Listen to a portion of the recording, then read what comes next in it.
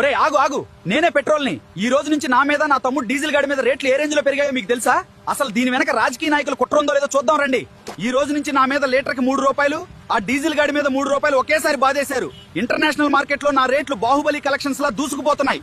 దీనికి కారణం అక్కడ అమెరికా, ఇరాన్ కొట్టుకు చస్తున్నాయి. ఇటుపక్క రష్యా, ఉక్రెయిన్ ఏమో 4 సంవత్సరాల నుండి మీసాలు మేలేసి మిసైల్స్ తో దాడి చేసుకుంటున్నాయి. సగం వీళ్లు చేసే పెంట వల్ల అయితే మిగతా సగం ఆ అమెరికా డాలర్ గాడు రోజు రోజుకు జిమ్ కెళ్లి కండలు పెంచేస్తున్నాడు. మన రూపాయి ఏమో 3 రోజులుగా భోజనం చేయడం వీక్ అయిపోతుంది. ఇక మిగతా సగం పెంట మీదే. ఇంట్లో పెళ్ళం ఏవండి కొత్తిమీర అయిపోయింది అనగానే 10 రూపాయల కొత్తిమీర కట్ట కోసం 100 రూపాయల పెట్రోల్ బొక్కబెట్టి ఊరంతా బలాదూర్లా తిరిగి వస్తారు.